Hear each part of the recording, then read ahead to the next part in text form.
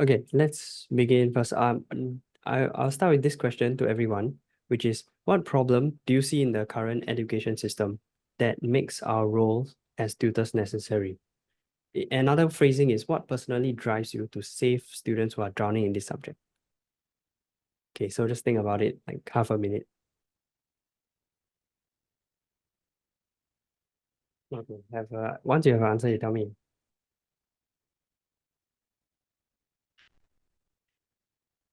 I think my answer to like the two questions are like different. So for the first part, like I feel like the current education system, like the issue is that like school teachers are usually like spread too thin. It's like I've talked to some people that like they work in MOE, and then they always say that like the reality is that most of their time isn't even spent like teaching. It's spent like doing other stuff, like admin stuff or like CCA stuff like that. And then it's like end of the day, like yeah, they're just spread too thin, and then the students don't receive the quality teaching. And that's why they like outsource to like tutors who basically like only teach, don't do anything Mm, else. Yeah. mm, yeah. So we kind of got to thank the government for giving us these jobs that we have. Yeah. They say that MOE teachers are government jobs. Hey, maybe tutors are also okay. So yeah, I agree. So my answer to this is teachers, or rather the teaching in most bio classrooms are not good. And it makes the students not understand bio, the subject. Then they score badly. So then they think they are the problem. So self-confidence goes down and they feel bad about themselves. Data is not. Yeah, and it continues on for other subjects and future years throughout their education life. And it just gets reinforced, right? Like, oh, look, my grades suck. And then their careers, same. Oh, I suck. So I'm gonna suck at my job also. Yeah. So you just like low self-esteem will hurt them for the rest of their life. So that's my main motivation. I want to show them that, look, you are actually not stupid.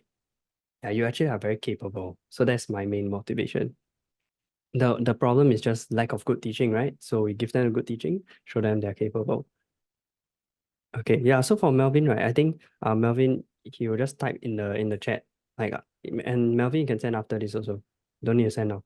Okay, I'll start with the feedback, reviewing the feedback from the last lesson. So actually, last lesson I was sick and I was having a fever, so it impacted my ability to speak faster and with more enthusiasm. But they actually still said it was enthusiastic, so I was like, oh, okay, that's good. So my attempt to try paid off. And then they said interactive feedback. I think what they mean by this is that as they answer a question, right? Then I say, okay, try this, or like, okay, that's a good thought process, try that. Or I was thinking about this, then they attempt again. I think that's what they mean by interactive. Okay, then pacing was nice. I don't think I crammed too much content. Enthusiastic, acronyms, they like it. Yeah, so this is why sometimes you tutors can suggest new acronyms. Yeah, like if this part is a common chunk of content, like the vaccines one, right? It was a common question, common chunk of content, but we had no acronym. Yeah, so eventually now we do have one. Okay, then showing videos, they like it. Aircon temperature, okay, I'll tell Work Central to put at this setting. They don't like it too cold. Um, asking them questions to the floor, everyone show thumbs up or thumbs down, increase or decrease, they like it. Okay, giving candy, they like the memes. Explain well. This was a Zoom student, so I saw his question and I explained. Okay, things to improve on would be handwriting, hard to read. Yeah, so I think I need to write a bit neater. Then someone say lesson pace a little fast, but I think we can't cut things. Sorry, this is last time. My bad, my bad. Okay, this one, handwriting, right, came up again. So okay, this is last week's one. Someone say handwriting was a bit hard to read, so I'll write nicer. They said more sweets. Okay, maybe I could have walked around and given out more frequently rather than waiting that long and then going around to give out. Okay, then main problem that came up was quite a few students said that it was noisy, disruptive. So I'm going to address this in the upcoming lesson. And in fact, I realized, oh, this is going to be a problem for other tutors eventually. If your class size is big enough and then people get comfortable enough, this will happen. So at first, my lesson started very quiet, like when I started, even when there were many more people. So I was like, oh, I feel like this is too dead, not lively. Last year, I had the opposite problem. Like everyone was super noisy. So I was like, is this the opposite problem now? But yeah, now they're getting noisier. So here's how I'm going to address it. And take note of this because you might want to use this yourself. I've put this new section into the operator manual already. So what I'm going to do for this lesson is I'm going to ask them, hey guys, why are you all here? What's the purpose?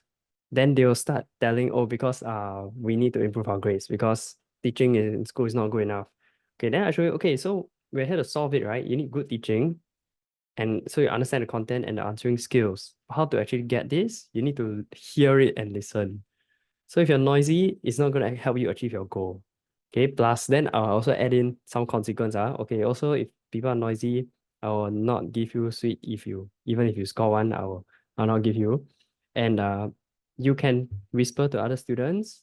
And then at the end of this, I'll say, okay, so all of you are in agreement, then thumbs up, show me thumbs up. So this way everyone gets it's declaring that yes, I agree. I'm not gonna be noisy.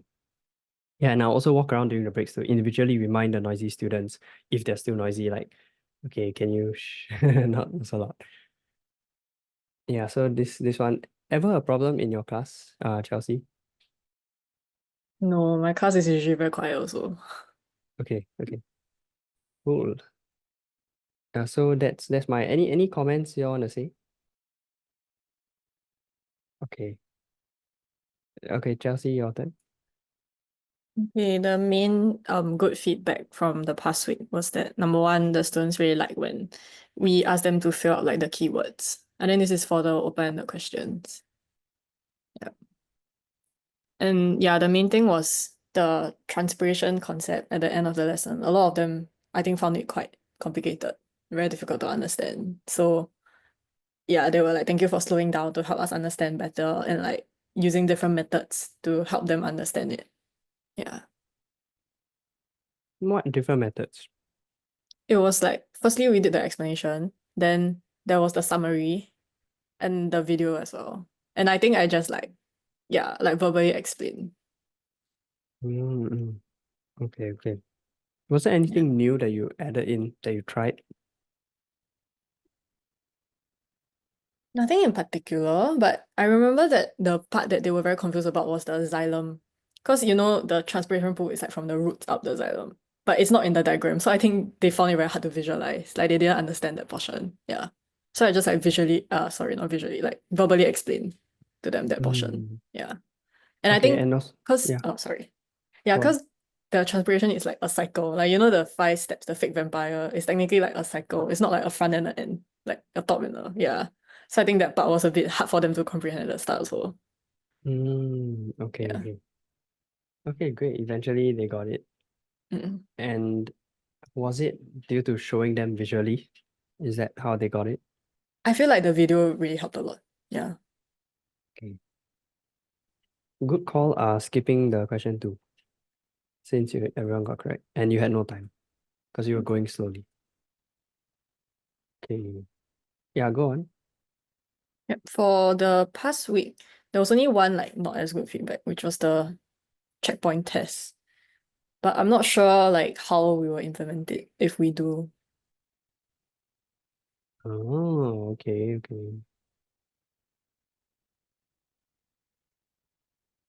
Hmm.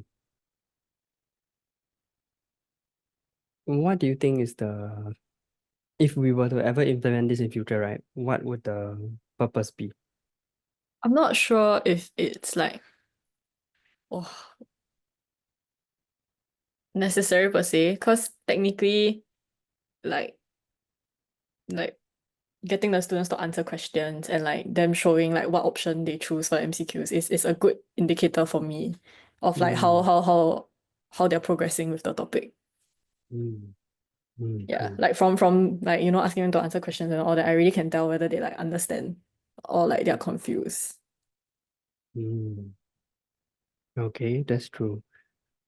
I think they want it. I've heard this request multiple times, and I think they want it for themselves to know that they are quite good at, or are like at least they understand. Mm. Hmm. Maybe from their point of view, for me, what maybe I can suspect what they are thinking is, they want like us tutors to see their answers and then like want us to mark for them. Hmm. Maybe, yeah. At least maybe that's what I Hmm. think lah. Yeah, I think they will want that. Yeah, that's another purpose that they will want. Correct. But then for the checkpoint test, right? mm, See whether do the students want to do the test during the 2 hours session, or do they want to do it like out, like at home, then they give it for us to mark or whatsoever. Then that would be a different kind of thing also. Hmm. Yeah, because I understand that some parents, they do not want to do the test during the lesson, but then some parent or some students want to do it during the lesson. Like, Yeah. is that like that kind of student one but parent don't want, then parent want student don't want, that kind of thing. So it's kind of like a controversy, I feel lah.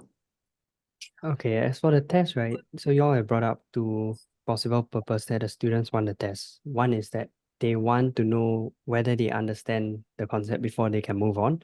The second one is they want to know if they can answer questions correctly.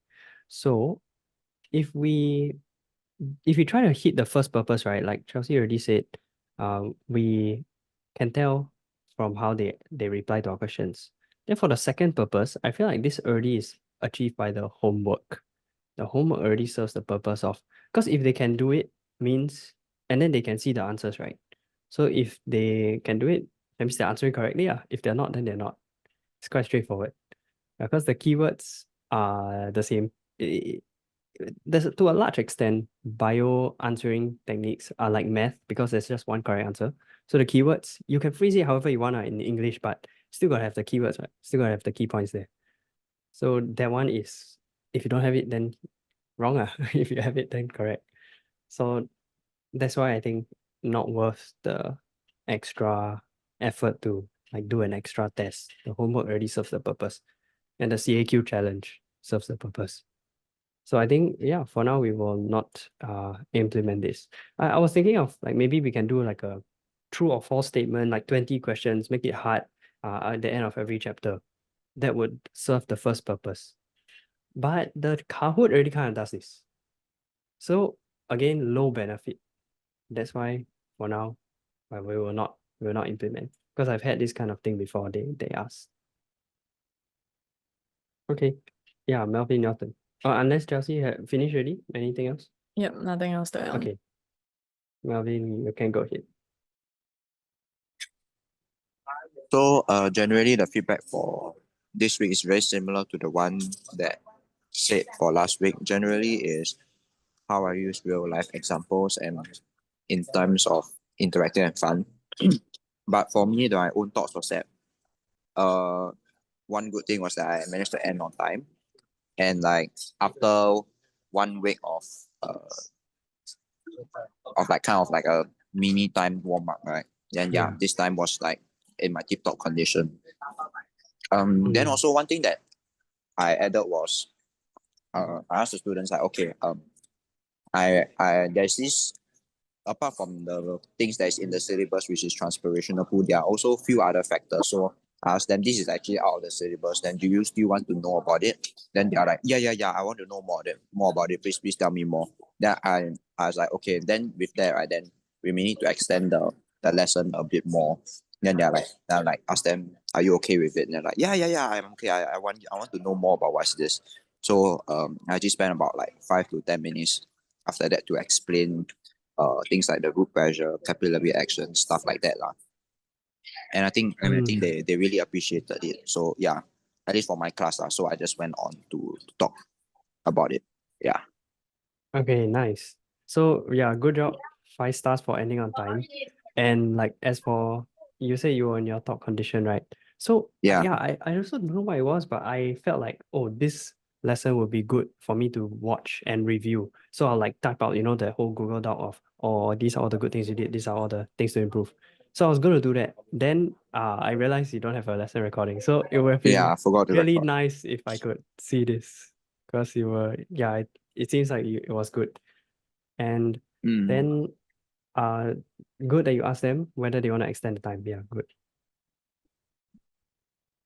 Yeah, okay.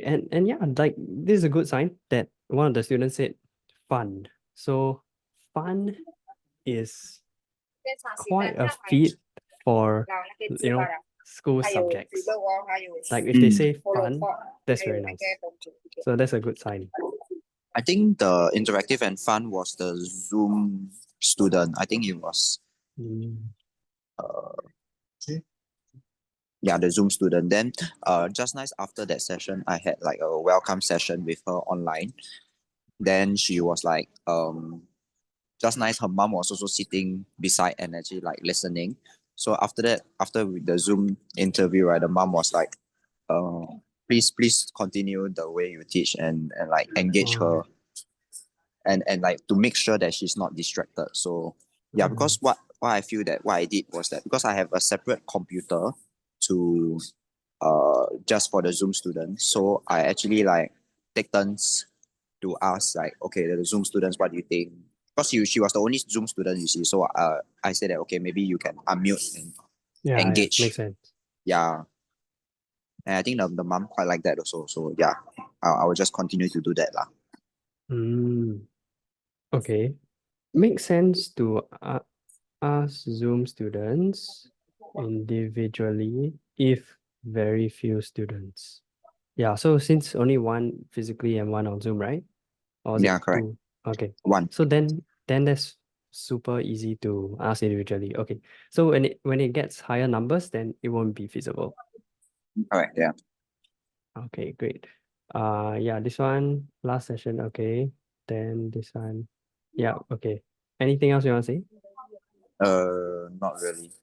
Okay, so for the inkings, your rehearsed document, put there reminder record. Click Yep. record. Yeah. Yep. Okay, did students ask you all much questions this week? Okay, I notice here, look at this. So Chelsea, this applies for all of us. We must always check this column to see any questions. So this student has a question, but I don't know why she didn't say who she is. So I think what we can do is, okay, how about Chelsea, you send this in the class chat. You send that, hey guys, from my last week lesson, someone asked in the feedback form these questions, and I already typed the answers here. Do we need to know exocrine gland definition? That's our syllabus. No, we only need to know what's an endocrine. The second question, school definitions, I've checked many sources, and it is true. Many sources say that hormone is a chemical produced in minute or small amounts, small quantities. So this part about small quantities is not in our notes. So I went to check, is it important? So I searched in the SEAB syllabus document. All of you should have it on your computer. So you can search things like this easily. Sometimes definitions are in the syllabus document. So I searched hormone and it didn't have minute quantities in the syllabus document. So it means OLs won't penalize them if they leave it out. So this is the answer to say. Okay, then the last one, do we need to say insulin converts excess glucose and not just glucose? The answer is yes. Yeah, if our notes are not fully updated on this, or like the flashcards are not fully updated, then it will soon be fully updated. Because what we're doing now is a syllabus review. So I'm getting Hui Xin, the ex-MOE bio teacher. She's going through all our notes, and then she's pointing out all the possible errors. So I already fixed topics 1 to 3. All the rest we'll fix. Then we'll update Quizlet flashcards according to the fixed one. Hopefully we'll get this done in 2 weeks, so that by 2 weeks' time, everything is like very up to date. I Okay, was so Chelsea, planning you to can send. I was planning to like just mention it quickly at the start of class tomorrow, and then same time like remind them if they're gonna ask a question to leave their name so that I can WhatsApp them with the answer. Does that work? Okay. Yeah, that works. That works. Okay. And then you can show this picture also. I screenshotted this from the SEAV Okay. document. As you can see, it doesn't require minute. Okay, great. So let me just in this very nice tool, Asana, helps us to keep track of what things to do and weekly lesson preparation. Okay, so let's look at this. See, after lesson, here are all the stuff to do. So you can get reminders on like, okay, I'm supposed to do this, supposed to do this. Yeah. Okay, see homework answer and Inking's PDF. So no need Kahoot PDF. Yeah, that's it.